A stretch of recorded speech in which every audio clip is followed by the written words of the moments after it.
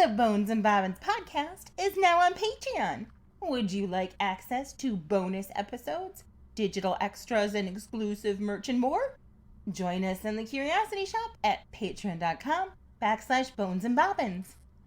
Your generous support helps make the show happen and will also earn you our very eternal gratitude and entry into our private Patreon-only Facebook group. Where extra fun happens. It's true. We post there quite a bit. We do. And take polls, like which really trashy paranormal show should we watch together? Oh, yeah. I did not actually look at the results of that poll. Yes.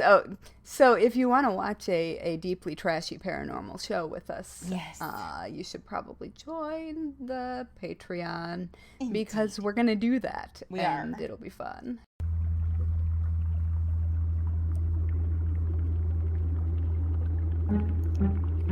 In a dusty old shop on a forgotten old street, you'll find two witches with books 3 boxes deep. Next to rusty old needles and faded red thread, you'll come in for yarn, but leave with pigments instead. Whether poisons or patterns, we're always discreet, where creepy and crafty and morbidity meet. Welcome to the Bones and Bobbins podcast. Hello, morbid makers. We are your slightly creepy, mildly disconcerting, somewhat sinister, delightfully discomposed, opaquely odd, merrily morbid, marvelously misanthropic hosts. And this is Bones and Bobbins, Season 2, Episode 8, If These Graves Could Talk. I'm Haley from Red Handled Scissors and the Very Serious Crafts podcast. And I'm Natalie from Uber Dark Designs, an official true crime creative. I really need to change that in the script, don't I? It's fine. We were officially Murderino makers. We just switched over to true crime creative. That is fair. You would think, though, that by now I would have changed it. And yet. And I could roll with it. So I say it's okay. I think I say that literally every episode. So I guess we're just going to carry on. Indeed. So how are you? Oof. I'm good and mostly good. I'm like 85 to 90% good. Okay, also, I like those odds. 1,000% exhausted.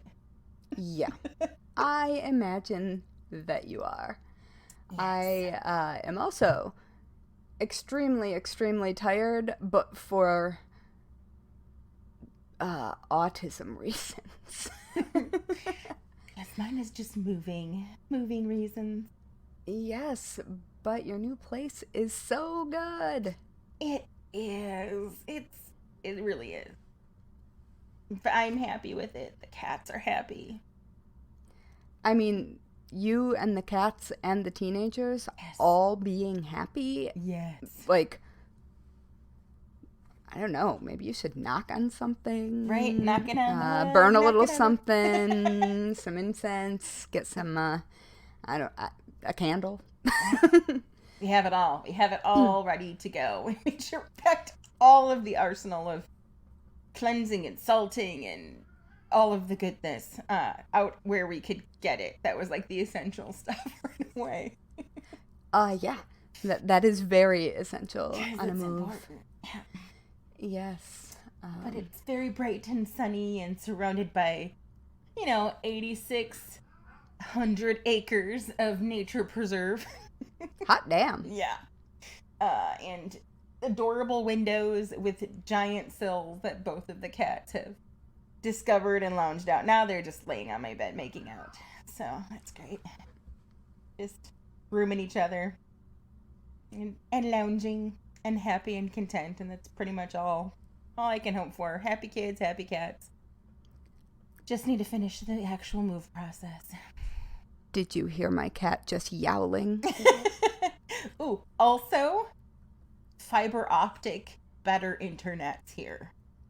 Which is so weird because this is a smaller town.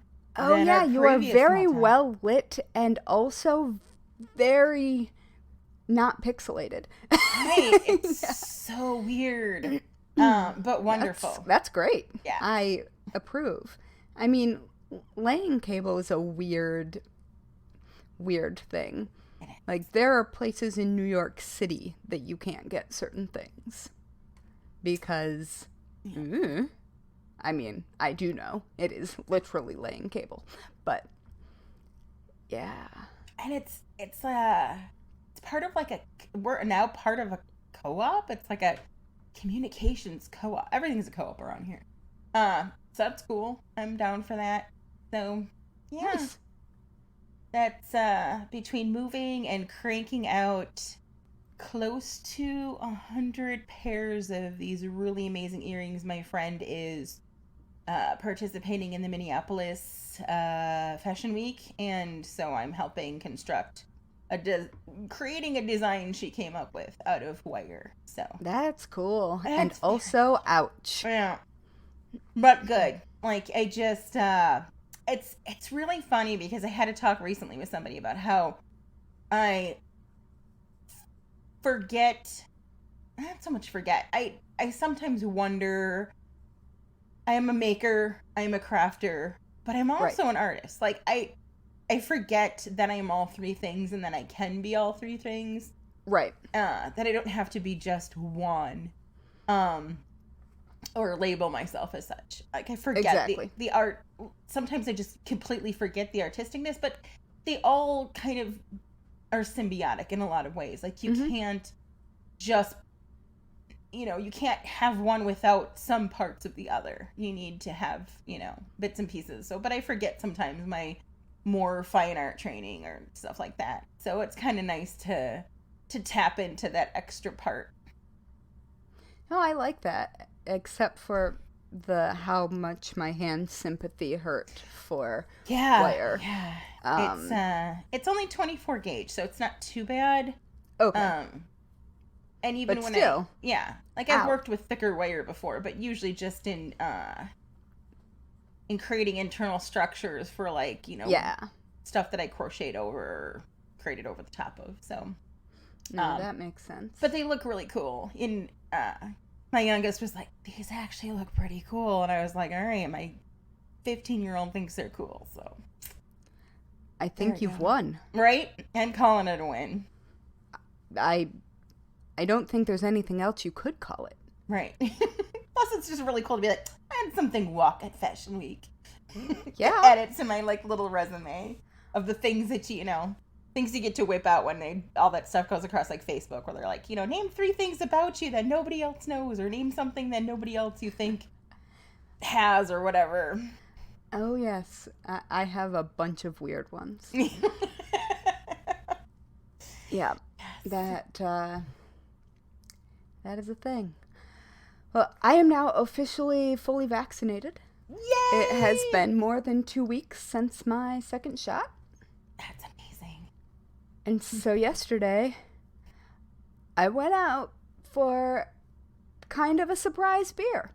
And this was the first time in a year that I've, had a beer, I think, and, B, left my apartment to go to an outdoor place where someone, like a restaurant where someone was serving me. I mean, it happens to be the bar that I live above, but, it counts. It does count. Yeah, so I got a beer with a friend who was only going to be in town for about 24 hours. And so there wasn't too much anxiety thinking about it because it was... Yeah. Because I didn't have time, necessarily. But because of that, I have some neurological burnout at the moment. Yeah. And so it's entirely possible that I will lose some words. I lost the word vertigo earlier. So we'll see if I can find them. If not, I got your back, girl. Sweet.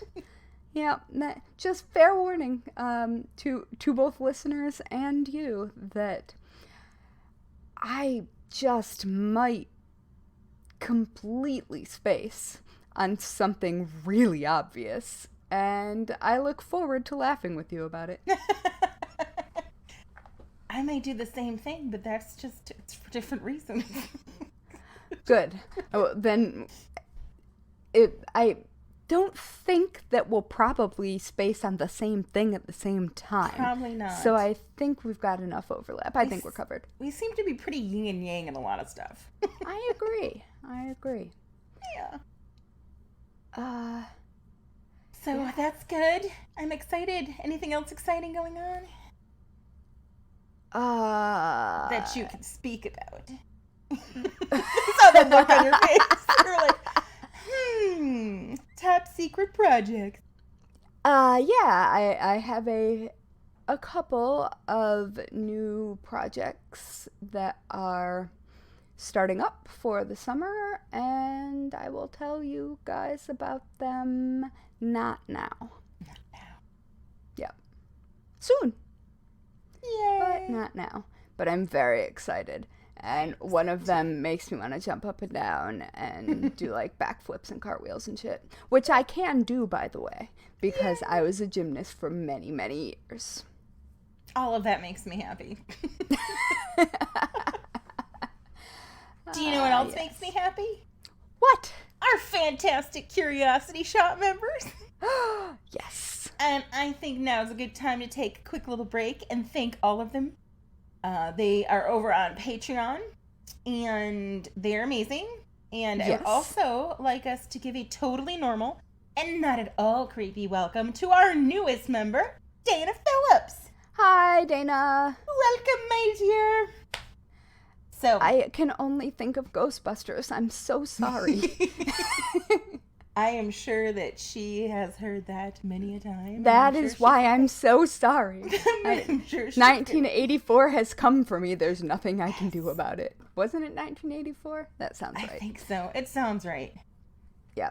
Well, anyway, I love that movie. Yes. I love the movie, and I love our Curiosity Shop members. It's true, because you're the best Curiosity Shop members. Mm-hmm.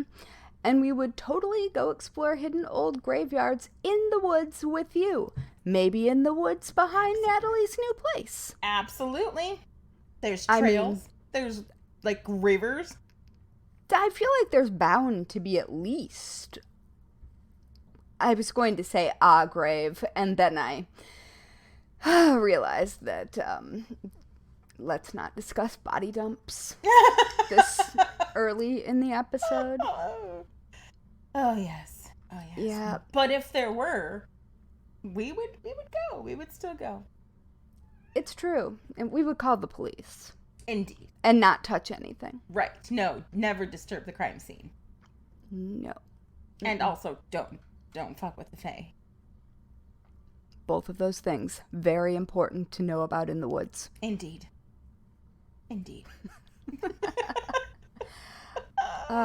So, speaking of literal graves, yes. Do you want to go first, since you are sort of bringing up the history? Sure. Absolutely. Yay! And I will find my notes. So. Oh, will you? the Find My Notes song. Yes, that is the let's see how long I can stall. Shit on the wrong page. Yes. That's part of our greatest hits album coming out later this fall. Oh, yeah. So today, I'm going to talk about some headstone symbology. Ooh, I'm so excited for this one. Before we're going to jump into it, we're going to dip just like our tiny toe into headstone history. Okay. Pinky toes only. Pinky toes. Unless you don't have a pinky toe, any other toe of your choice is perfectly acceptable. Yep. Or any appendage. Any appendage, just as a tiny bit. Yep. So I gotta say, when I was researching it, like, if you just type in, like, headstone symbology, the first few pages of results is just saturated by funeral companies. Oh my gosh, I know. Which I have some feelings about, but I'm gonna keep that in check. Because I mean, I think it makes sense if they're connected to a cemetery. it does, but it's all... I don't know. Oh, it's commercially. It is. In my research, I also ended up on at least one definitely funeral industry run site. Oh, I'm sure. But, so I tried... It was useful. I tried really hard to keep my research mostly academia and genealogy related, because another side of it was genealogy, which is amazing. There's Oh, that's cool. There's a lot of a wealth of information in cemeteries, period. And genealogy lots is of a really, stories. Yes, lots of stories. So some of the oldest known stone grave markers date back to between 3000 and 4000 BC. And Wow. yeah, these markers are known as dolmens or chamber tombs, and they're they're a megalithic monument. Okay. They were roughly hewn stones used to mark boundaries in religious or funerary capacities. So unlike our modern gravestones, the dolmen is not really a single stone to mark a grave. It's kind of a whole burial chamber made up of one large stone that supported on top of two or more upright stones to form kind of like a tomb. Cool. So the earliest gravestones, like the dolmen, were literally just like graves made of stone, or stones that were intended to cover whole graves. And that makes sense. these coverings serve to mark the grave as well as to keep the grave's occupants in the ground, because, you know, bodies decomposing kind of exude things. Nature takes its course. You just kind of keep them down. Over time, though, just imagining bodies floating up like hot air balloons. Right, just drifting on off on their own little gas. Over time, though, the words... I bet that's flammable. Oh, for sure. The amount of methane in there. Just... Yeah. Oh. Whew. I wonder how it is that there aren't more explosions. Right? Because 6 in feet. and around... I'm sure there's an answer. Somebody knows. Yep. Okay. Anyway, Email us. That is not the point. Over time, though, the words gravestone and headstone have kind of just become interchangeable. Today, we don't cover an entire grave with a stone typically, but we simply mark the head of it with a stone. Marking the places where our dead are buried seems to be a human instinct that's pretty much older than recorded history. And that makes sense. Styles of gravestones can be traced to different origins, and it's a dive that I started and will finish it at a future point, but again, pulled back because I wanted to stay on track. That's fair. And there's just the history of burials, and there's different, there's so many different, I think we mentioned it before when we covered various other things, that different religions have different ways of disposing of the dead. So that's a whole nother section too. But the common upright headstone itself most likely originated in the European and American colonial churchyard burial grounds, and has evolved to resemble what we have today, with the details of the deceased life engraved on the stone. Okay. Another common graveyard site, the obelisk-style gravestone, first appeared in my beloved ancient Egypt. Well, because we steal everything from the ancient Egypts because they were so cool. Fact. So, in the Americas, early gravestones were not always stone. Frequently, they were merely like wood markers with a few words about the deceased and no symbols. And then came the Puritans. Oh, the Puritans, that's a party. Yeah, super party. Uh-huh. So their viewpoint of iconography pretty much forbids any kind of symbolism. They like bonfires a lot. Yeah, I know. Super boring to the point markers. That was However, inappropriate. fine. We are inappropriate. Right, I'm going to stop interrupting you now. It's fine. So following the Great Awakening, which was a significant religious revolution in the colonies, the Puritans' grim view of death began to soften. Gravestones, which were now often real stone, began appearing with pleasant and reassuring imagery. The Great Awakening just sounds like a group orgasm to me. I mean, I know what it is, but... Right. The Puritans needed a giant orgasm. That's what I'm saying. That would have helped. Right? Seriously. Just untie the bonnets just a little bit. Let some air in. So finally the Victorian era brought about a new look on gravestones, because if anybody knows how to party with death, it's the Victorians. And people began spending large sums on decorative and elaborate markers. So again, like everything, it's, it's sad and problematic because, money speaks and some people can afford that, and it's just disgusting. Anyway, in addition to the different and varied histories and types of grave markers, not to mention the different types of burial grounds and cemeteries, because there are totally different cemeteries. Mm-hmm. There's like 7 different kinds. But there's also many different ways to continue to honor the graves of those that we lost. That's like a whole nother deep dive, maybe in the future, of the symbolism of the objects that are placed on graves, from stones to coins and like so much more. Yeah, on and in. Right? Mm-hmm. So now we're just going to stick to the gravestone.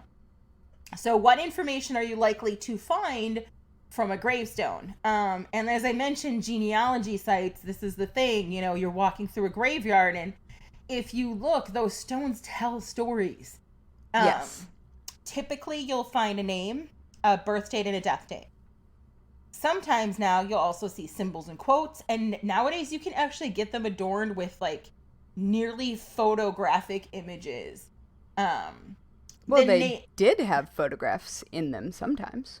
Right. Like real ones. Right. So the name section, pretty self-explanatory. There are times, however, specifically with fallen soldiers and freshly born infants, where they won't have a name, but are identified with a number, like infant number 12, or, Right. It's just they don't have that information. Now, again, there are groups of people that are trying to actually find further information on those graves to tell. There was a lot of stillbirth and stuff. I mean, right. I don't know. Dates may seem just as simple. You may, however, though, come across a stone that has been double dated. And according to Understanding Cemetery Symbols, a field guide for historic graveyards by Twee Snyder, it all started in 1582 when Pope Gregor the 13th, I believe, decided to make the year start in January rather than in March, as it previously had. Basically, what all that means is that there's a shift in calendars and how they were used, and that resulted in some funky confusion and need to double date things. They didn't like Ostara. Right. So if you happen to see OS, as in the case with Thomas Jefferson's stone, it stands for Old Style, as he kept his original birthday. Calendars. So this is why you can pick the Gregorian calendar. Yep. So calendars can also lead to a bit of confusion when dealing with Hebrew cemeteries as well, as they do have a different calendar system. Mm-hmm. What I'm going to focus on today, though, is what the actual stones say specifically in terms of what our favorite mortician, Caitlin Doty, refers to as gravestone emojis. Love her. Love. So the list of symbols and their meanings, like everything, have varied through culture and time. And as, again, most things death-related, I'm going to focus on the Victorian ones because they kind of originated it. And they were good at it. They were really good at it. Now, this list, nowhere near exhaustive of all the symbols used. Oh, God, no. It doesn't include icons related to most clubs and organizations. And much like everything in history, it is open to interpretation. Sometimes the meanings have changed, or they are different based on culture, background, a million things. Yeah. But I'm going to try to go through this alphabetical style, and we're going to start at the top with A for anchor. So anchors sometimes appear on the graves of sailors. Surprisingly, this is the exception and not the rule. In a seaside community, an upside-down anchor on a headstone may signify that their deceased was lost their life at sea. More frequently, however, the anchor is a Christian symbol representing faith, scent, and strong foundation, like the fish. The anchor of life. Oh gosh, Anchor Point Camp was my childhood Jesus camp. Just my goodness, for the record, there's a lot of Jesus in these symbols. Yeah. The anchor was a secret symbol for persecuted Christians. In fact, the anchor cross was created during the time of the Roman persecution. When an anchor is held by a female, it's your clue that she is hope, one of the 7 virtues. Angels. Angels on a gravestone represent guardianship of someone's soul and protection on their journey to a Christian view of heaven. Weeping angels can convey the sorrow of an untimely death or just scare the shit out of any Doctor Who fan. Do not blink. Arrows. In America, arrows are most commonly seen on graves from the 17th and 18th century in New England. They will often be brandished by crudely engraved imps and may be shown stabbing a skull. Don't fuck with the fae. Don't fuck with the fae. If the arrows accompany a saintly figure, it refers to Saint Sebastian, while 3 arrows joined together is a symbol for brotherly love and respect. Books. When books are depicted on a headstone, I just lost my place. Okay, books. When books are just depicted on a headstone. Saint Sebastian is the patron saint of loss and lost causes. Is that right? I am a lost cause, so that makes sense. Good. Because I think that's the medals that you bury when you've lost something and want it to return. I'm going to take your word on that because I failed on CCD. Sounds good. I am not Catholic. That's okay. Look, I'm a recovering Catholic. I got kicked out so many times. But I'm sure we'll get an email. And we will appreciate it, learn from it, and grow from it. Yes, thanks. Yeah, I should probably have just kept my mouth shut. It's fine. When books are depicted on a headstone, they can mean several different things. Often the book is labeled Bible, so there's no need to guess which book it refers to. But there are some other possibilities to consider when you see a book. A closed book may mean a long life lived to the last page. It may also signify that the deceased was a minister, nun, or even a teacher. If you see 2 or 3 books in a stack, it may mean the deceased was a Mormon. Open book. Yeah. All right. Multiple books, I guess. Open book. In this case, the person's life was cut short before they reached the last page. Open book with draped cloth. The cloth represents the veil of death, cutting a life short before the final page of the deceased person's life was written. That's fucking dramatic. Right. And I'm like, we talk about our lives being an open book, but that's like not nearly the same. No. But if it's an open book with writing on it, that symbolizes the book of life. Huh. Book with a crown means the kingdom of heaven and the Bible. 2 or 3 books. If it's 2, it's most likely the Bible and the Book of Mormon. If it's 3, it's the Bible, the Book of Mormon, and the Doctrine and Covenants. Right. Broken things. Broken things Just it. Broken things. Like me. Right. Same, girl. Broken things symbolize a life cut short. So a rosebud bed. Bud. I'm so tired. A rosebud with a broken stem resembles a girl who died before blossoming into womanhood. Yeah, I've seen one of those. They're very sad. That is sad. A broken link in a chain represents a death in the family. And many tree stumps are also used, like actual, like the stone is shaped like a tree stump. And again, a life cut short. Candles. People are big on the candles. Candles may be used to symbolize human mortality, a symbol of light, a symbol of the spirit of the soul, and for Christians, of Jesus, the light of the world. They often represent the divine life of Christ, and to symbolize how religious faith can provide your soul with light even through the darkest of times. I feel like that's a lot of meaning to put on a candle. Right. Also, there's a broken candle, and again, that falls under broken things in a life cut that ended too soon. Who puts a broken candle? I can't even picture that. Right? Like what, a taper candle snapped in half? Right? Candle being snuffed. Symbolic of a life cut short. Again, like, I don't... That I can picture because I have a Victorian candelabra with a snuffer. Right. But it's, again, it's like... Or no, Georgian. Sorry. But yes. That's what made you think of me, was a broken candle. All right. Next up, cherubs. Candle in the wind. Oh no! I've dragged Princess Diana into this. Right, I'm so sorry. Right. R.I.P. Diana. Cherubs. Cherubs traditionally marked the grave of a child, guarding their soul on its journey to heaven. Those make me cry. Chubby babies and even toddlers with wings were also used to represent innocence. Tiny baby coffins and tiny baby headstones just got me like nothing else. Oh, they hurt. They should hurt not to be look a thing. They shouldn't be a thing. Like it should not be a thing. It should be impossible.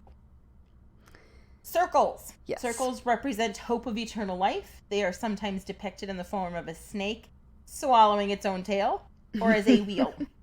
A broken wheel, guess what? Symbolizes the end of someone's life on Earth. Again, just wondering who looks at somebody and goes, I miss you so much, I'm putting a broken wheel on your headstone? That's a broken wheel right there. Right? I don't know, man. Maybe someone from Detroit. Crosses are pretty self-explanatory. Basically, the symbol of faith and a hope of resurrection to eternal life in heaven. There are just as many different crosses as there are different frickin' flowers. So, I'm not going into what each one means, but you know, there's Celtic crosses, Christian all the crosses. All the crosses, just heaven. Every cross. Yes. Yep. Dove. The dove represents love, peace, and the freedom of someone's spirit. It is also a Christian symbol of the Holy Spirit and hope of resurrection and eternal life. Flaming torch. Flames represent eternal life or life. An upside down torch symbolizes light that cannot be extinguished. Or burning the witch? Yes, hide your witches. I can say that because I am one. Yes. Flowers. Now, if you listen to our episode on the language of flowers, you know this shit gets tricky and lengthy. And the aforementioned book that I read goes down that route. Oh dear. I am not going to dive into every type of flower and their meaning. No, we did much of that. Right. Or we did a sampling of that. We did a big sampling. But instead of that, I'm just going to touch on the state of the flower. So if it is a bud, it indicates a young child. A broken bud symbolizes the fragility of youth and is often seen on a young child's grave. Oh. A drooping stem. A wilted flower drooping stem is another reference to a young life cut short. A severed stem, guess what? It's broken, so it indicates that the life was cut short. There's a police helicopter behind me that is really loud. I'm sorry. That's fine. They're coming to get you. No, they're watching protesters go across the Brooklyn Bridge. Ah, gotcha. Anyway, I'm sorry. That's all right. That was me not being able to handle more than one input. That's fine. That's all right. fine. I'm good. Okay, good. Fully blossomed flower. The person died in the full bloom of their adulthood, perhaps their early 20s. That sucks. It does suck. But also I just thought that perhaps their full bloom of their adulthood, perhaps early 20s. So I guess I'm beyond the full bloom of my adulthood. Oh God, am I wilting? It's fine. We are still flowers in our own right. Wilting. What a world. What a world. What a world. Hands. Hands. So clasp hands, there's lots of different hands. So we're going to go through a lot of them here. Clasp hands are a symbol of parting from a loved one who has died. They are also a promise of a reunion when the bereaved person goes to heaven. Hand of God. When you see a hand reaching out of the clouds, you're looking at the hand of God reaching down from heaven. Huh. Hand with a heart in the palm. A hand with a heart in the palm symbolizes charity and generosity. It is also often associated with the International Order of Oddfellows. Yep. Hand pointing up. When you see a hand pointing up, it means the deceased has gone to heaven. A pretty bold presumption. Hand pointing down. Now, since a hand pointing up means... Why would you even do that? Just let it be. You might think that since a hand pointing up means a person is on their way to heaven, that you get a little worried that when you see a hand pointing straight down, while this does not imply that the person is going to hell, it often indicated that the person died abruptly and unexpectedly, such as a woman in childbirth or as a result of some kind of accident. Okay, fine. But again, they're so dramatic sometimes, and then when they really have the opportunity, they're like, nah. Yeah, right? Handshakes. You wouldn't think it, but handshakes get tricky. Huh. When you see a handshake on a grave marker, first of all, you need to try to figure out the gender of those depicted. If it's two males, the handshake likely stands for fraternal brotherhood. But that was back then. That all changes now. And it's a hand. How is it gendered? I mean, it's silly. Yeah. Handshakes can simply stand for God or other loved ones welcoming the new soul to heaven. Handshakes often depict the limp fingers of the deceased firmly gripped by a relative, angelic being, or perhaps even God himself. What? If the gender shown is obviously male and female, it is most likely a marital hand meant to show that the deceased was married. When one finger is extended, it means that the deceased was a member of the Freemasons. If a husband and wife are buried together and both were Masons, technically she wouldn't be an actual Mason. She would be an Order of the Eastern Star because you can't be female and be a Mason. But I digress. Then you will see a double Masonic handshake that is meant to resemble the compass and square Masonic emblem. Interesting. Yes. Hearts. The heart is an easily recognized and commonly used symbol for love and devotion. Like hands, however, there are some variations that mean specific things. Bleeding heart. When you see a heart that appears to be bleeding, it symbolizes the suffering and torment of Christ. Flaming heart. On someone's headstone? Yeah. Isn't that supposed to be about the dead person? Yeah, I would think. All right. Catholics are weird. Flaming.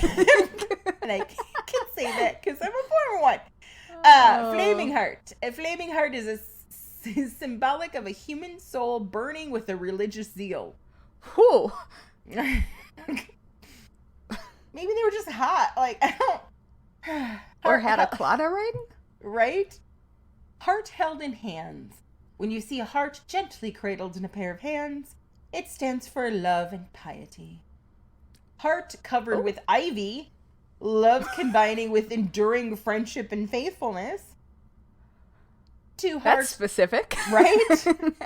Two hearts joined together is common symbol for two hearts joined together by marriage. Heart with thorns. Catholic graves sometimes feature a heart surrounded by thorns topped with a cross. Called the Sacred Heart, this image is meant to remind the devout how Jesus died for their sins. If they're dead, why are you trying to remind them of something? Like, they're either there or they're not. I think they know. Right. I guess the headstone isn't actually for the dead person. It is for the people who might visit said grave. That is true. Heart pierced by a sword is another joyous Catholic symbol. Ooh. Which is known as the Immaculate Heart of Mary. As a symbol, it stands for devotion, sorrow, and repentance. What? Yes. Okay.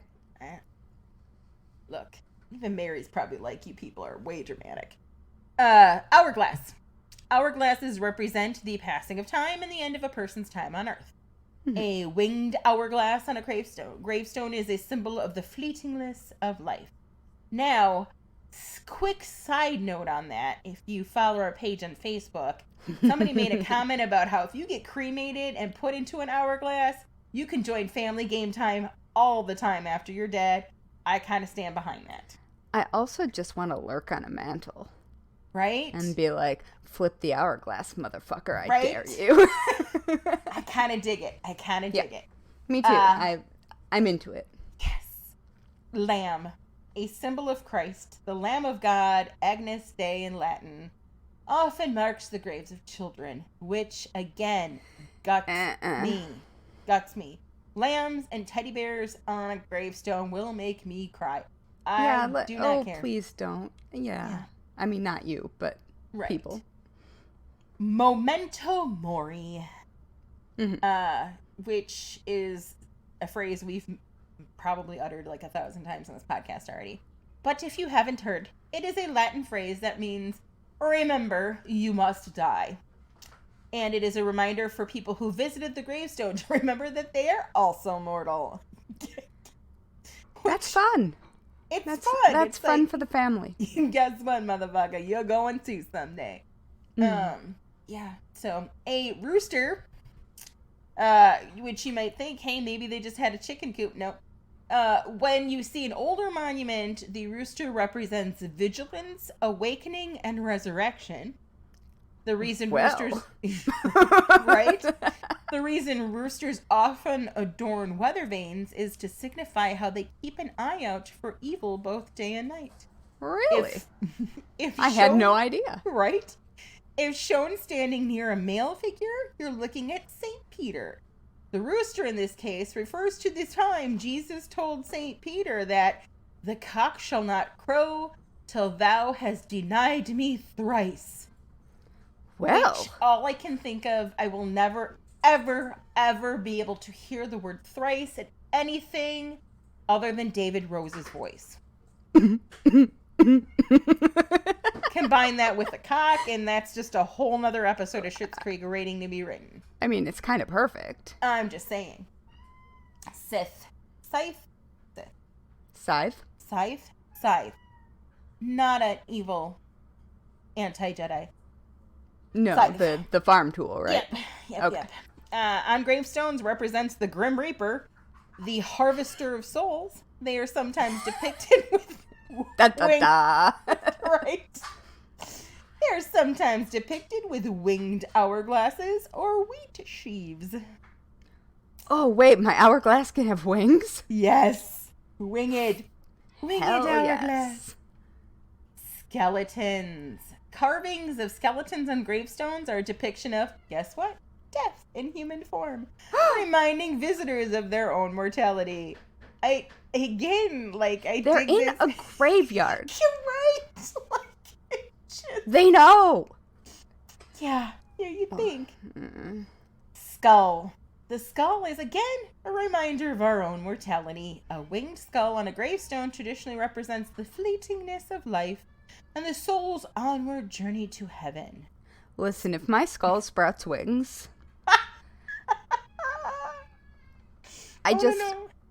So, the skull with the wings on top of the hourglass.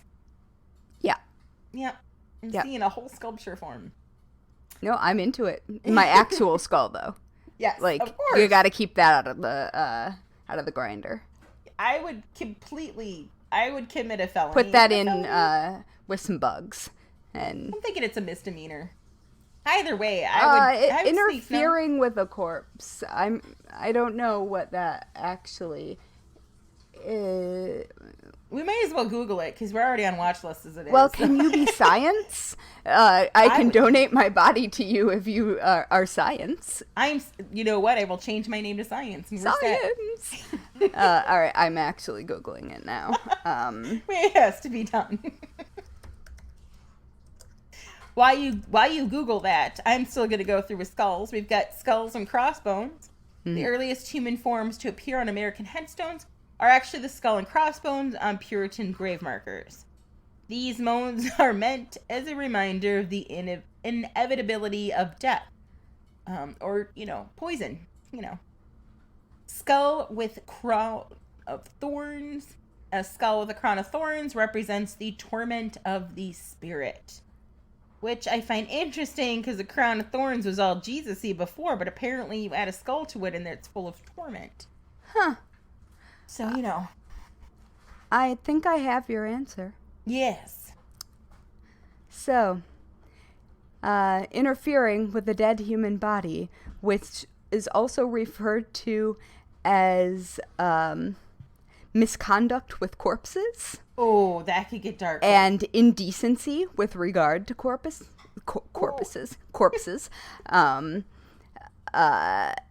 Yeah, there are lots of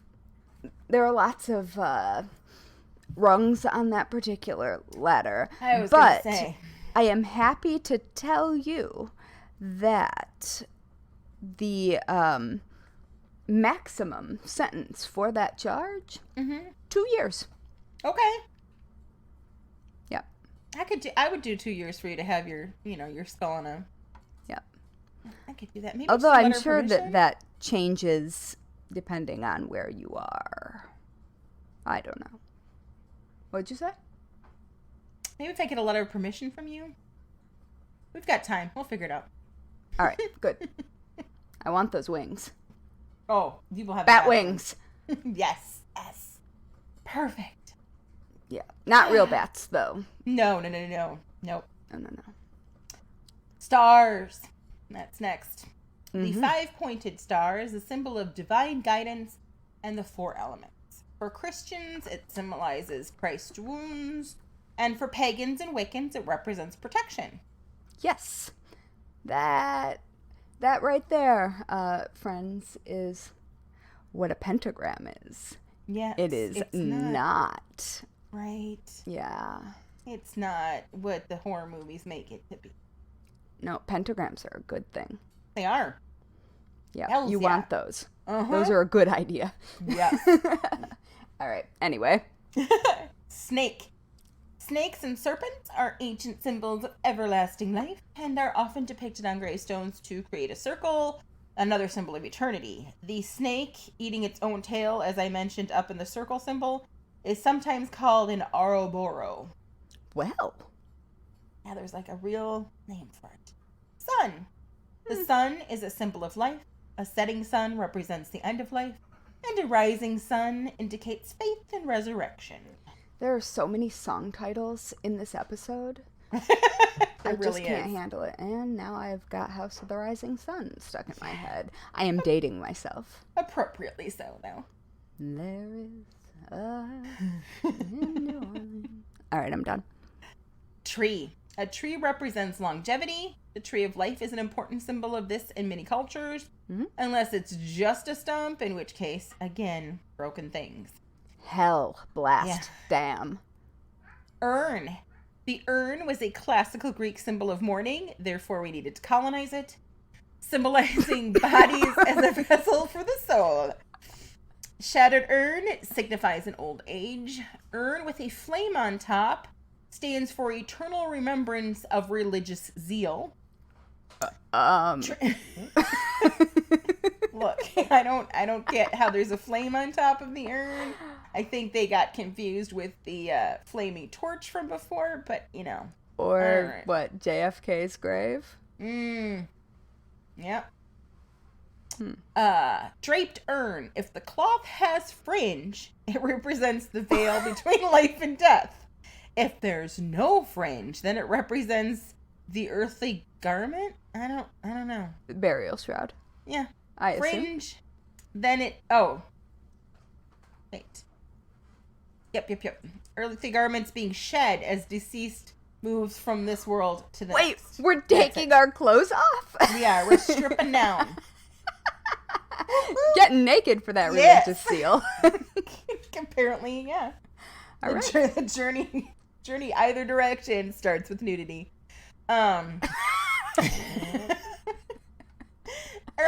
with a wreath symbolizes mourning and eternal remembrance.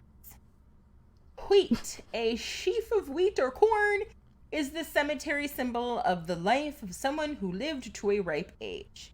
Not a farmer. No. Okay. And my personal favorite, Mm-hmm. which I was like, what? Zebra. Wait. Zebras are found on the headstones for convicts, and more frequently those who devoted their lives to mediating conflicts generated by two opposing groups of players who have differing views of the rule of a game. What the fuck? Don't know, but I had to include it because I was like, what the fuck? Who is this? First of all, I get convicts once upon a time. There was black and white stripes. Still, like, shit. That is really specific. It's really weird, too. Like, so it's if I disagree with you about the rules of a game, the person who is settling that argument gets a zebra? yeah, they get a zebra. But, okay, so if you settle the argument... Do you, like, collect these? I don't know. It's also the same thing as if you were a convict. Like, do you settle the argument by killing them? I have questions about the zebra. Plus, I don't know. Put the sword heart on there. It'll make everything better. But is the sword cover it with a jet? veil? But also, I kind of like the fact that a convict would get a zebra on it, because zebras are kind of majestic as shit. So it's like, yeah, you messed up. You had a hard life, but you get a zebra. Like, I have questions. I have questions on the zebra, so I had to include it. Right? Like, I don't know. Yeah, I am that firefly emoji. Oh. Right. No, wait. GIF. Sorry. Yes. See? I'm losing words. I knew what you meant, girl. Definitely Mal doing them. And I must be, I called you like girl 3 times today. I don't even know why. Have you? Know why. I didn't notice. So. I have no idea. Carry on. No idea whatsoever. But I also took a dive into the Jewish Genealogy Society of Long Island 7 popular symbols. Cool. And because Jewish Genealogy Society of Long Island, I mean. Long Island. Long Island. So I was once told it Sorry has to be to all one all word. of our listeners with Long Island accents. Right. So I found that if you're in a if you stumble across they have their own cemeteries, but sometimes they're not buried in those cemeteries. Yes. Anyway, if you see a symbol of a menorah, it typically indicates a female. Star of David typically represents male. Mm-hmm. But my favorite is the story of the birth of the Vulcan salute. Yeah, I'm talking live long and prosper Spokane. What? Yeah. The salute was devised by Leonard Nimoy, who did portray the beloved half Vulcan. Right. Where did it come from, and what does it have to do with Jewish genealogy and Gravestone? Oh no, please tell me he was Jewish. Yes. Okay. Yes. In his 1975 autobiography, I Am Not Spock, Nimoy, who was Jewish, wrote that he based it Incorrect. wrote that he based it on the priestly blessing performed by Jewish Cohen with both hands thumb to thumb in the same position, representing the Hebrew letter Shin, which has 3 upward strokes similar to the position of the thumb and fingers in the gesture. The letter Shin here stands for El Shaddai, meaning Almighty God, as well as Shalom. Nimoy wrote that when he was a child, his grandfather took him to an Orthodox synagogue where he saw the blessing performed and was super impressed by it. Now, when you see Spock hands on a gravestone, that symbol actually indicates that the person buried there is a Cohen that is a descendant of Aaron, the brother of Moses. The positioning of the hands, or the Cohen hands, is used when the Kohanim bless the congregation in a synagogue. This symbol may actually only be used for a deceased male Cohen. And there you have it. From anchors to the Vulcan salute. I was not expecting that last one. Although I live in New York City, I feel like I should have run across it. I loved it, though. I loved it. Like, I was super excited about that. Because, that's interesting. Yeah. So, a little bit of history. A whole lot of what weirdness. The fuck? Lots of Catholic. And zebras. You know, I guess it was anchors to technically zebras. The Vulcan salute should have probably slipped in before that, but alphabetically speaking, but you know, we gotta end it with Spock. Right? That's my thought. Like, we had to go on an up note, not a what the fuck note. So, because I'm still confused about that zebra. But yeah. So now you know how to read gravestone emojis. Well, I am delighted and confused. I don't feel as though I am any better equipped to go into a cemetery, since they all mean the thing and the opposite thing. Right. Yeah. But I'm into it. I think that at some point, maybe when my mom comes to visit, hopefully sometime this summer, we will bring that book to Greenwood and decode some symbols. That'd be fun. It'd be interesting. I know there's groups called Tombstone Hunters. That just go through and find symbols and specific gravestones and ones that are undocumented. You can actually upload. There's websites you can upload. Cool. Grave sites to. There's a lot that can be done. And of course, I want to play, and I should not get started. Right? That's the thing. Like, I'm like, you could really hunker down, and we are actually, I forgot to mention that our new, we stand at the end of our driveway, you can see one of the local tiny cemeteries in the middle of nowhere. I'm so excited. We are very excited. Youngest already took a little saunter over there the other night to walk through. So I will probably, maybe I'll do a project this summer where we cover like a gravestone a day or something like that, or a gravestone every week where we, do some research on it and clean if necessary. And it's just exciting to me. I love tiny little, cemeteries in the middle of nowhere, and to know that I can see one from my... That is my favorite as well. So I forgot to mention that. I can't believe it. Actually, I did. If you are a member of our Patreon group and we're in our Facebook group, I did take a picture of that particular cemetery. Oh, that's what that was. Okay. Yeah, and it is in there. I know I've been trying to take more pictures of the tiny little cemeteries around here because, rural Wisconsin, there are just so many. There's so many, and they're so interesting, and some of them aren't even, they're considered family cemeteries, or they were just like, few, they had to like rope off and then build around it and all kinds of stuff. But so that one is actually in the group. That's my story about that. All right. So shall we take a saunter on over into the world of epitaphs? Yes, please. Okay. Hold on. I have to sit with terrible posture, otherwise I can't possibly record. Epitaphs are the fun part of headstones. Yeah. Well, fun or awful. It depends. That is true. All right. That is true. So there are approximately 1,537,000 in New York alone, I would say. Okay. Not really. That is an entirely made-up number. Oh, it sounded so It's the number I always say. I don't know why I like it. I just do. It sounds legit. It's a good number. 537 and a half is the number of times I've watched the Rocky Horror Picture Show. Okay. Yeah. Information you needed to know. Anyway. Moving along.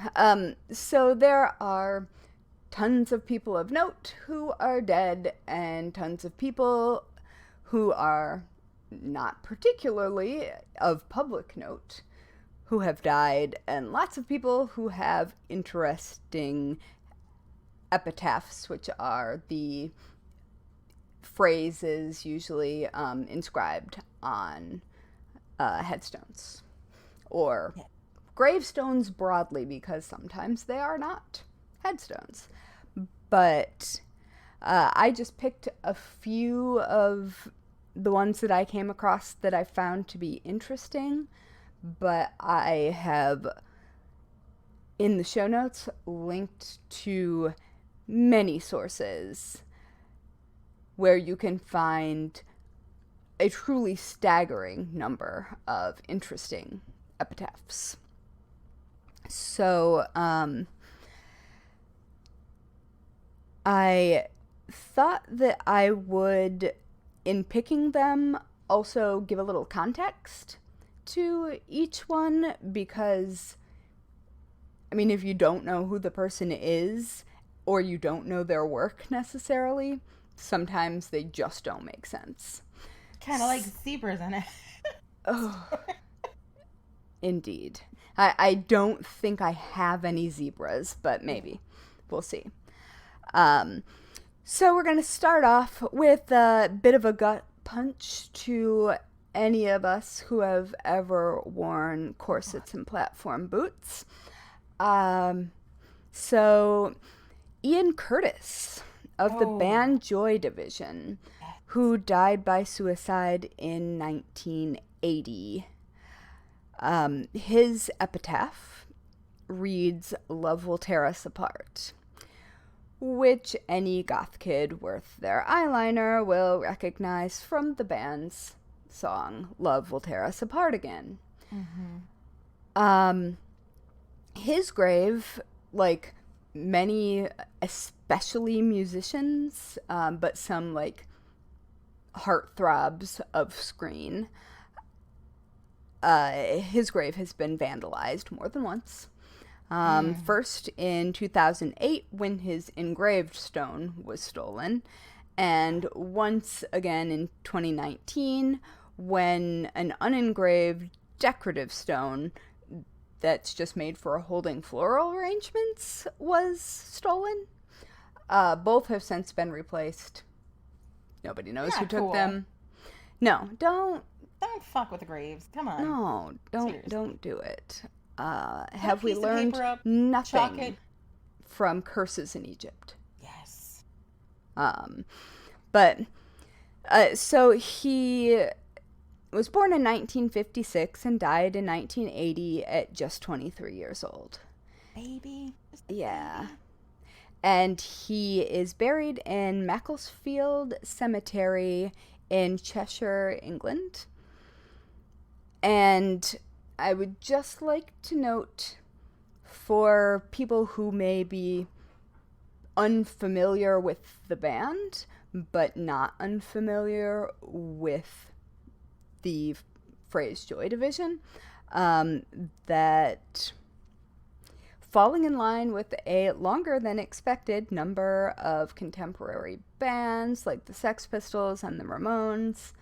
Joy Division's name makes reference to some pretty troubling Nazi imagery.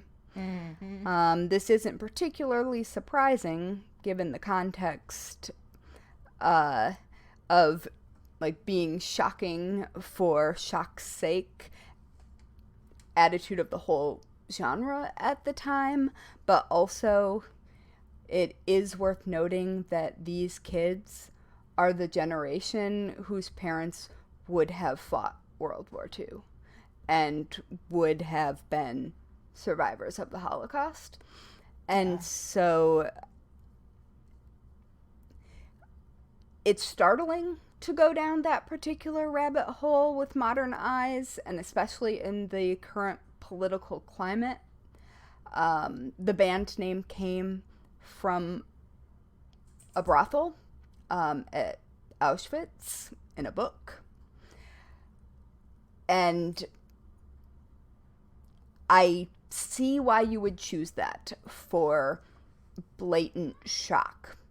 Yes. But if you are reading that and do not know the band, I just wanted to acknowledge that is troubling, and it was pretty common in sort of the punk scene of that time.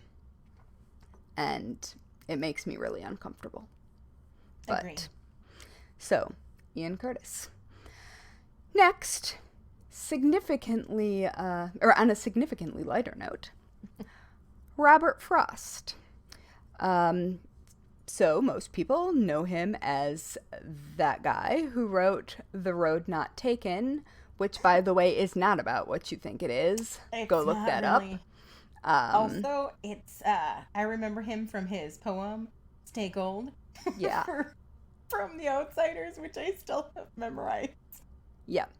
Well, I have Stopping by the Woods on a Snowy Evening memorized, so we could recite. Good. Oh, man. There we go. When we do our Bones and Bobbins tour, we will include our Who's little what? ditties Caesar, about I think I know. All right. So he was born in 1874 and died in 1963 at 88 years old, and he's buried in Old Bennington Cemetery in Bennington, Vermont. And his epitaph is, I think, my favorite one on this list. And it is, I had a lover's quarrel with the world, from his poem The Lesson for Today, which I know that it was read at a graduation ceremony at Harvard for a fraternity specifically, but I'm not sure if that's what it was written for. But Gotcha. It is also in his poetry books. And the poem itself is really, really, really fucking long. And so I was going to read it, but I'm not going to read the whole thing. From the poem that the epitaph comes from is, fittingly, I hold your doctrine of memento mori, and were an epitaph to be my story, I would have written of me on my stone, I had a lover's quarrel with the world. And so he did it. Yeah. That is, in fact, what was written on his stone. And like that that. happens sort of a lot, that someone will say something in passing, like even just as a joke, and that will end up on their stone. I like that. That makes sense to me. Yeah. More than, if there's 3 strands of wheat braided in the left direction. Yeah. And honestly, I only know what, I looked at all of them, but I only remember what 2 of them looked like, and for reasons that will become obvious. But the next one is Betty Davis. Betty. And yeah, she is a siren of screen. from the golden age of Hollywood. If you don't know her, well, you might know the song Betty Davis Eyes, which was, what, 80s? I don't know.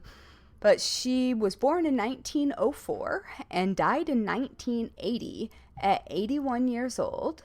And she is buried in one of the 2 cemeteries in LA that you hear about when you hear about famous people. This one is Forest Lawn Cemetery in LA. And her epitaph is, "She did it the hard way." And so if you're having trouble placing her, movies that she was in that you might know are whatever. That was a good one. Yeah, it was. It was a knockout. It swept the Oscars. Movies you might know are Whatever Happened to Baby Jane. Yes.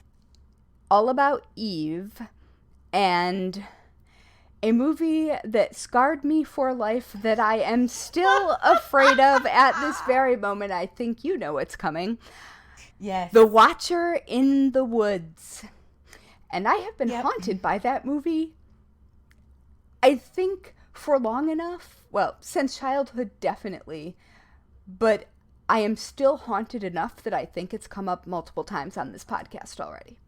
So I highly recommend that our listeners at least watch Whatever Happened to Baby Jane. Yeah. And if you want to deep dive anything after that, the feud between Betty Davis and Joan Crawford. Oh my goodness. Epic. Just epic. Truly. That is sort of related to her epitaph. According to a Hollywood legend, the director of All About Eve said she did it the hard way would someday make a fitting epitaph for her. Because of both the... she played a lot of complicated women in her films, and also she was a complicated woman, and so I think that's fitting. So next, I agree. There's actually I want to say it's Ryan Murphy. Yep, Ryan Murphy did a series in 2017 called Feud, and it's specifically about the feud between Betty Davis and Joan Crawford. Oh, and interesting. I didn't know that. Yeah, it's really good. It was done really, really well, and it's just it makes me sad because patriarchy forced these women to be at each other's throats the way that they had to be. But I highly recommend. I didn't mean to derail us, but it's a really good. Oh, derail away. But it's Ryan Murphy, so it's kind of fucked up because Ryan, really, who hurt you, Ryan? But I'm sure that there's an actual answer to that question, and it probably isn't funny. No, but it's very true. That was true of so many Hollywood stars of the day, especially women. Yeah, it wasn't possible in that climate to support other women, and that sucks. Right. Yeah, and he handled the whole topic and everything really, really well. So, yeah. Well, I've added that to my will watch the thing list. Yes. Right. So, speaking of complicated women, next on my list is Dorothy Parker. I love Dorothy. Oh, so do I. But she could be mean.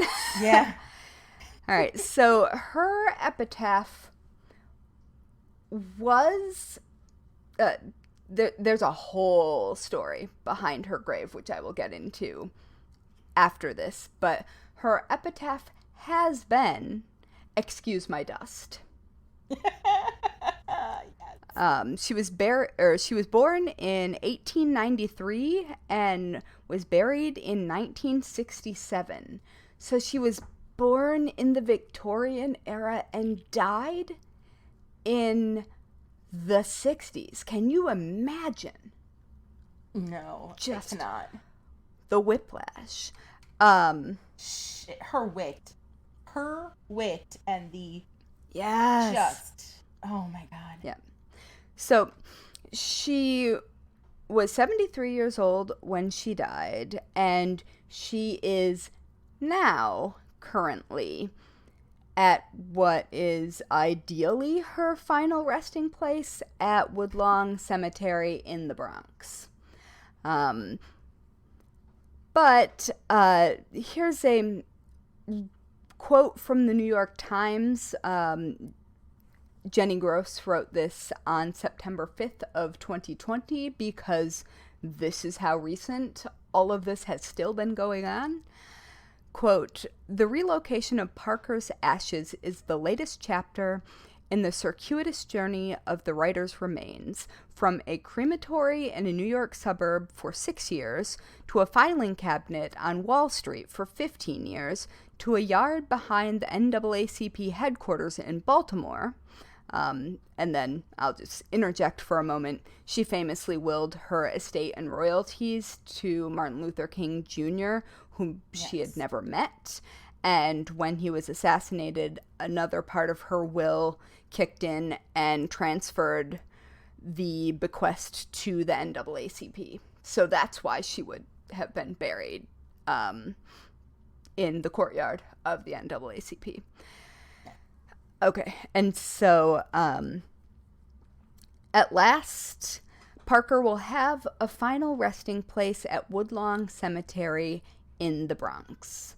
And the reason that she is no longer in the courtyard at the NAACP is because the NAACP moved their headquarters, because the original building, the cost to fix the problems was more than the property was worth. And so the courtyard simply fell into disrepair. And is no longer the location that would be fitting. Having Dorothy Parker in your filing cabinet? She was in that filing cabinet for a while because her ashes were supposed to be given to a friend who did not claim them because she died rather alone. Yeah. She also was notably an alcoholic, and there are many reasons why the end of her life was not surrounded by friends and family. But Dorothy Parker, even if you don't think you know who she is, you know who she is.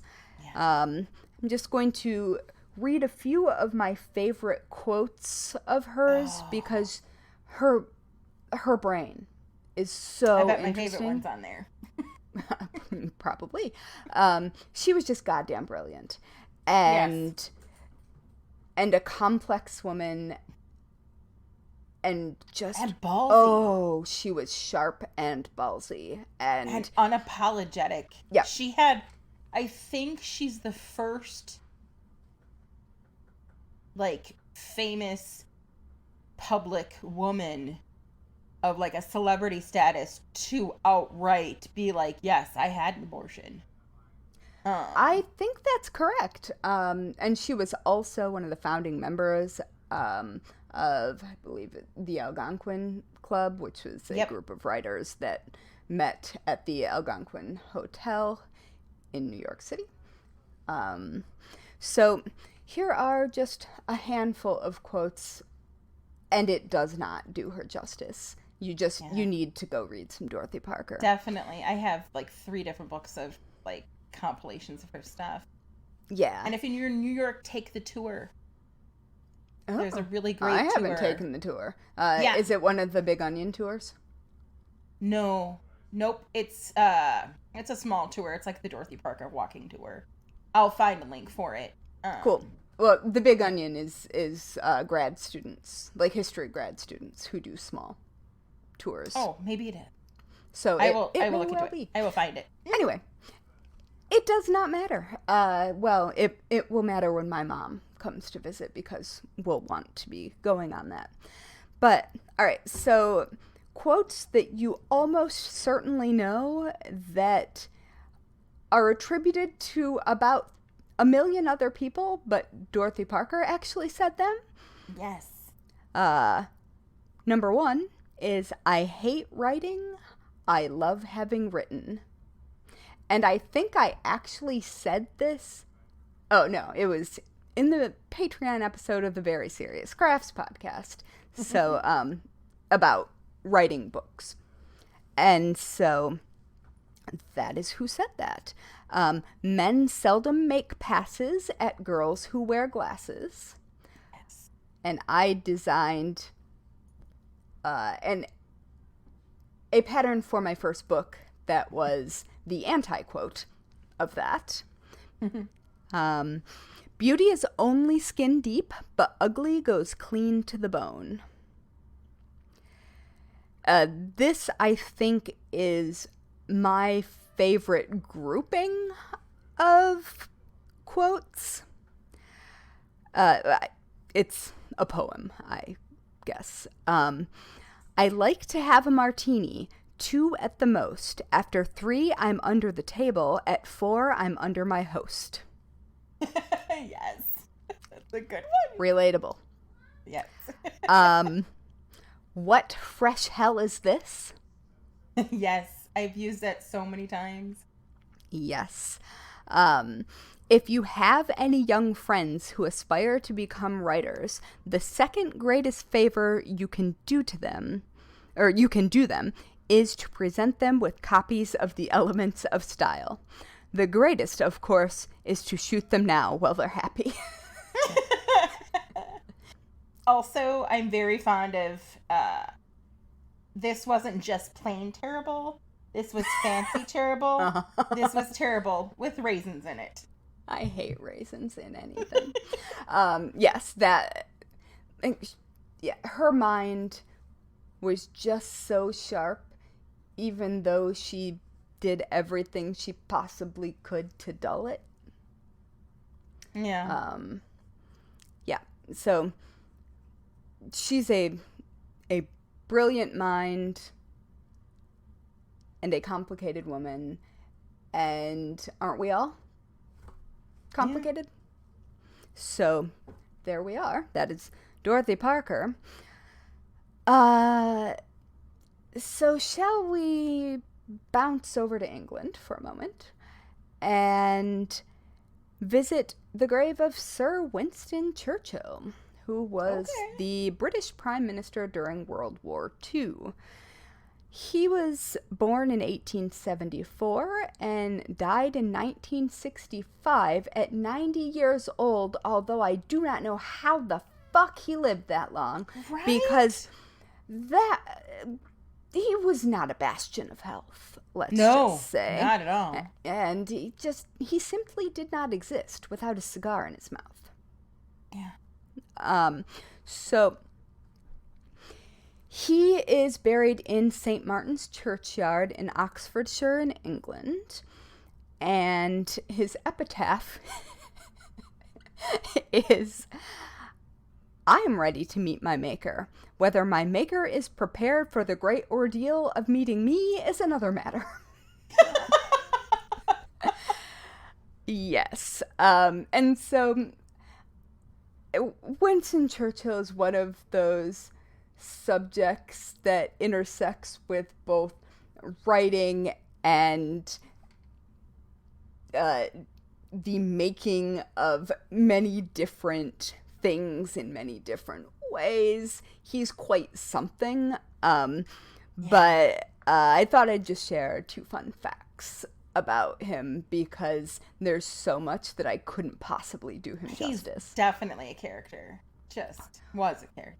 Yeah. I mean, the photos of him. Like, you can tell. It's very clear. All right, so fun fact number 1. According to White House lore, Churchill encountered the ghost of President Abraham Lincoln while staying in the Lincoln bedroom when he was visiting the White House in 1940. He had just stepped out of a hot bath and was naked except for the cigar that he always had in his mouth when he saw Lincoln by the fireplace. His response was apparently, "Good evening, Mr. President. You seem to have me at a disadvantage."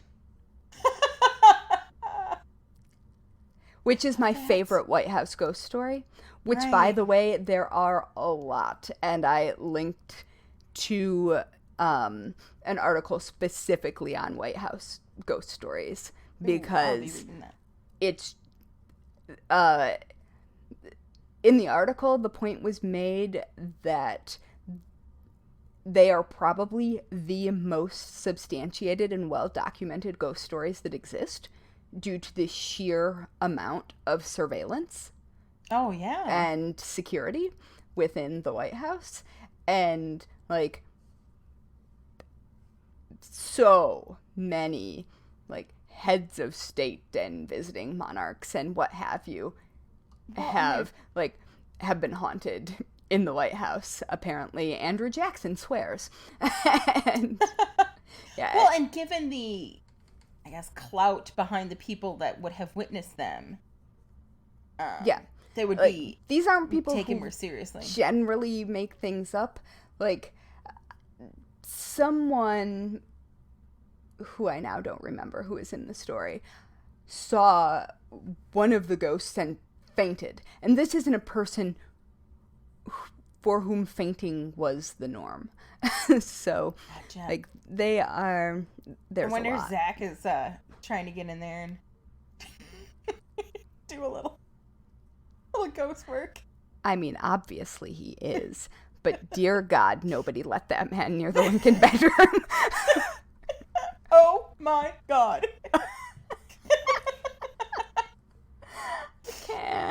I can't. All right, so fun fact number 2 is the Churchill family motto. And this is where I'm gonna screw up a little bit of Latin. So it is Fiel pero desidachado, which means faithful but unfortunate. That's a good family motto. Yeah. I mean, the whole family clearly were characters. At some point, I should look for his, see if there's a coat of arms for his family, because I bet it's funny. I'm sure it is. There's got to be a scar in there. There's got to be something. A baton sinister, which denotes an illegitimate child, just in case you were wondering. Yes. Yeah, I'm not allowed to delve any further into heraldry because I would become insufferable. It's true. There are many subjects that is true about, but especially heraldry. All right. Duly noted.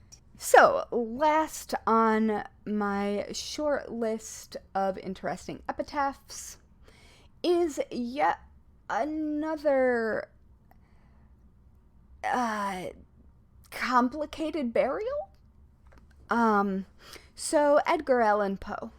Oh, I've seen his grave. Which one? That's true. That is true. So Edgar Allan Poe lived from 1809 to 1849, dying at just 40 years old. And he is buried in Westminster Church Cemetery in Baltimore, Maryland. And the epitaph on the stone on his original burial place, kind of, is fittingly, "Quoth the raven, nevermore." And it has a raven on it. And it is exactly what you would expect. But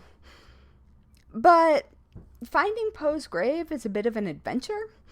He was originally buried in Westminster Church Cemetery in an unmarked grave. And then later it was marked with a sandstone marker that read, for reasons that remain entirely unclear, the number 80. Huh. That is not the number of the plot at all. Huh. So I don't know. Then maybe it was maybe it had 7 tombstones before that. They just wanted to let you know the next one would be the 8th. I mean, but 80. Oh. Yeah. Oh. I don't know. That is weird. So it was not the 80th burial plot. So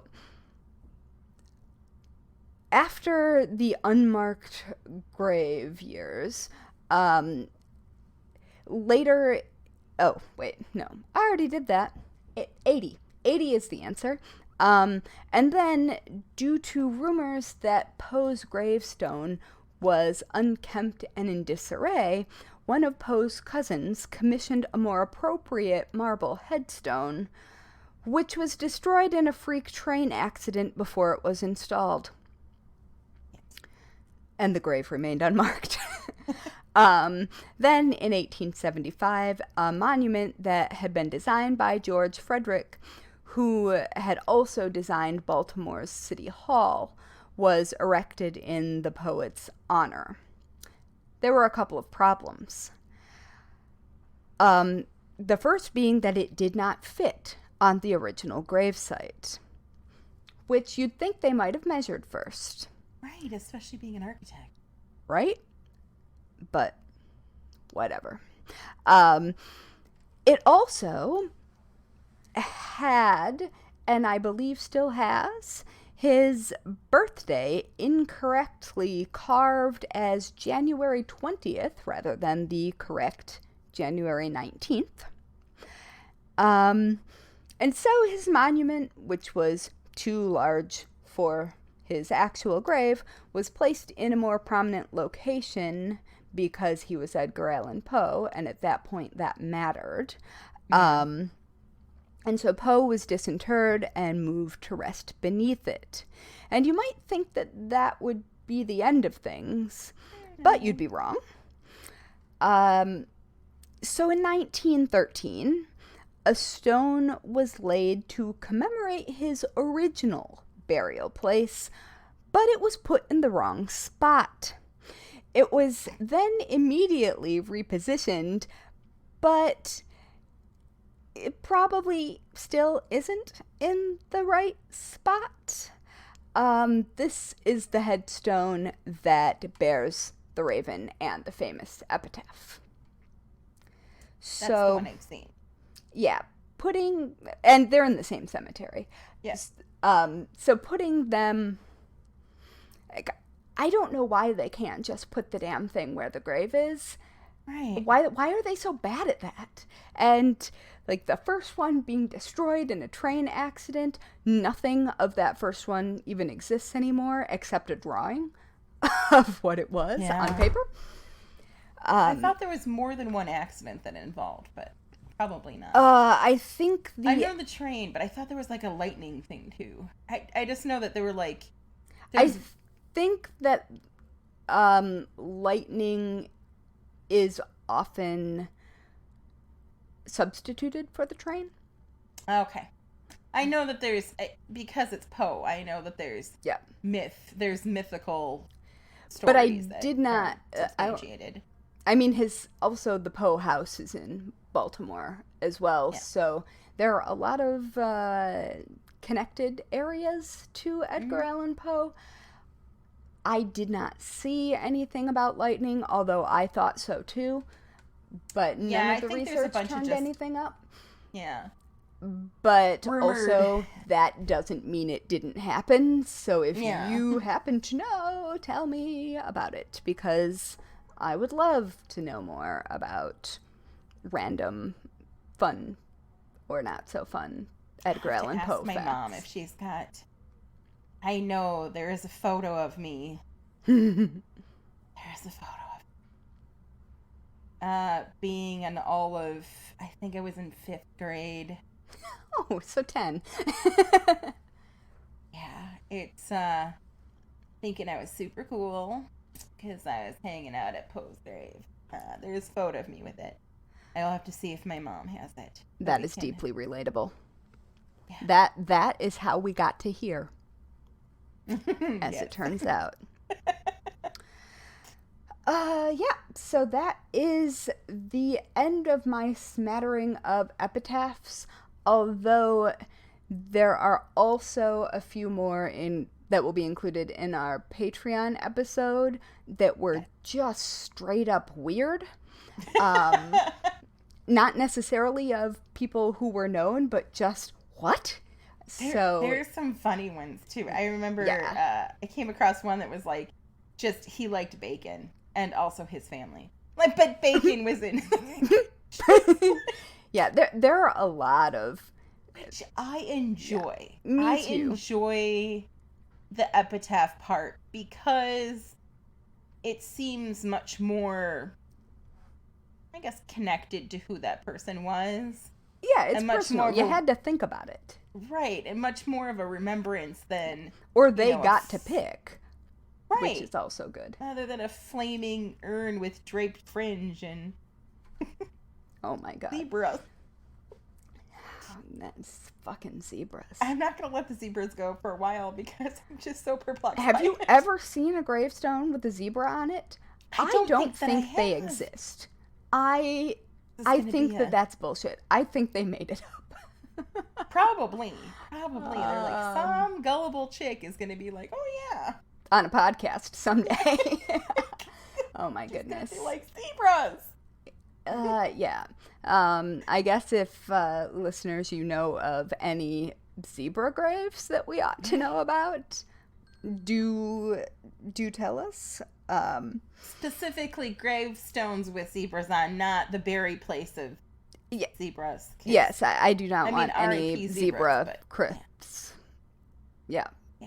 Not at the zoo, please. Anyway, I do believe that right there brings us to our weekly worst way to die. Yeah, so what's your weekly worst way to die? Anything moving related. Anything involving moving. Just crushed by a box, falling downstairs with boxes. Box cutter. There's a dolly involved, furniture moving mistake. Or I got the sheer joy of backing our lovely little, Subaru Outback with a 12-foot trailer. Oh, attached no. No. Down our giant new driveway. And I don't understand why the trailer doesn't do what the trailer's supposed to do. If I'm backing up, why it moves and it doesn't make any sense. And I'm sure you will not relate to this at all, but I get very frustrated when I try something new and don't immediately be perfect at it.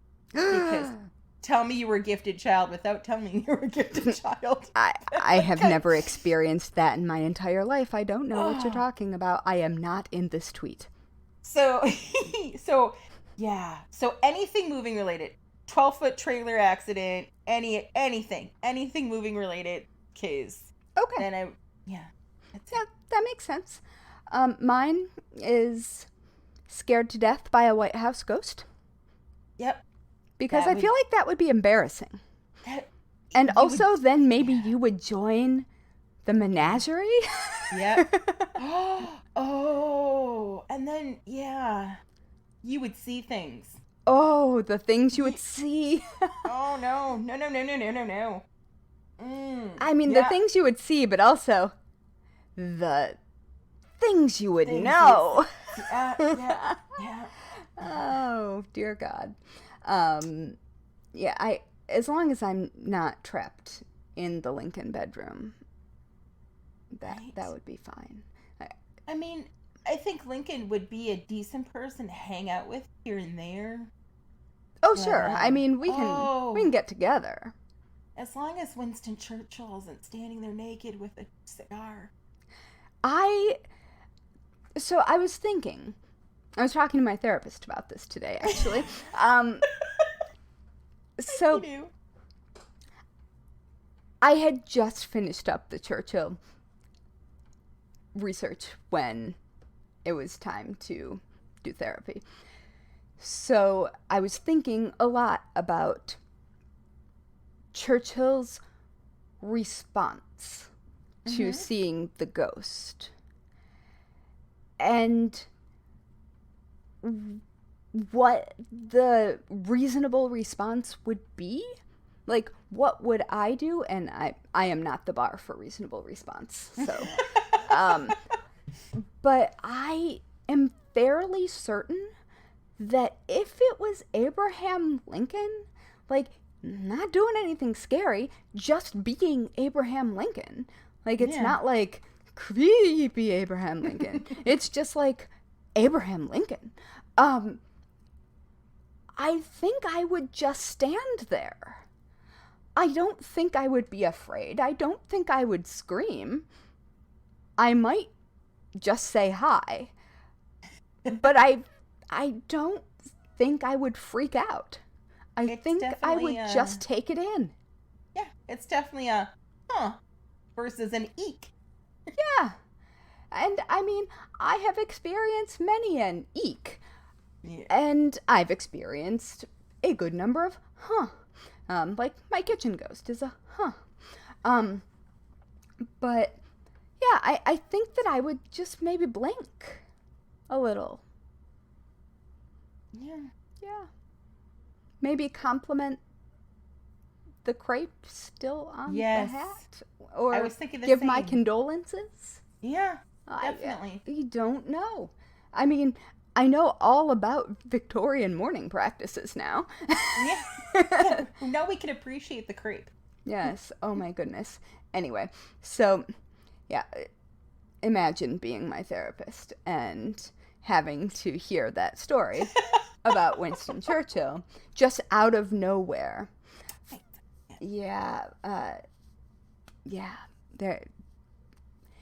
That was the precursor to a story about some very intense family drama that is happening. That thankfully has not made the news, so I'm not going to mention it because there's a minor involved. Yeah. But like, holy shit, true crime intense. Right. So yeah, my poor therapist. On that note, do you want to be spooky internet friends? Oh no, I've ruined it. No, you haven't. Oh. That just makes you want to be friends even more. Well, good thing we already are. You can find us at Bones and Bobbins on Instagram, Facebook, Twitter, Pinterest. You can also just saunter on over to bonesandbobbins.com. Yes. Drop us an email. DM us for saying something stupid. Yes. Whatever. Let us know if you know of any graves of zebras on. Definitely need to know about zebra graves. Bonus points if there is a photo. Yes. I mean, yes, we could Google it, but we haven't thus far. So, yeah, we definitely want to know about your cats. Yes. Anyway, also, don't forget to rate and review this podcast, although maybe not based on the past 5 minutes. It pleases the internet gremlins, and that's how we show up in recommendations so that other morbid souls like you can find us. Bring forth the morbid souls. We want them all. We do. You can be in our zebra tomb. Yes. Oh my gosh, we should add a Patreon level. Team Zebra. Zebra tomb. For the convicts and game mediator. Oh. Can that be our Dungeons and Dragons related? Yes. Something? I we'll am embarrassed to say that I have not ever played Dungeons and Dragons. That's okay. I'm going to make you play I want to. It's Night Witches. We'll run that. Okay, that's fine. Well, I mean, I used to play Vampire the Masquerade, so it is not classic. as though I do not. Classic and problematic and classic. Yeah. So All it is that. not as though I have not dipped my toe in those particular waters, just that I don't have that geek cred, and it's really surprising to have made it to 38 years old, living inside my brain, and having not had, I just don't understand. We'll get you the cred. We'll work on it. Okay, And on that note, let us leave you with some advice that you should never forget. Lock your doors. And don't run with scissors. Also, don't fuck with graves. Or the Fae. Exactly. All right.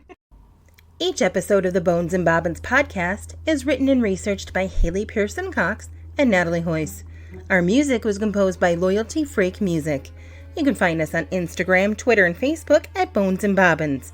Subscribe now on Apple Podcasts, follow us on Spotify, or check us out wherever you listen to your favorite podcasts so you won't miss a minute of our strange and creepy content.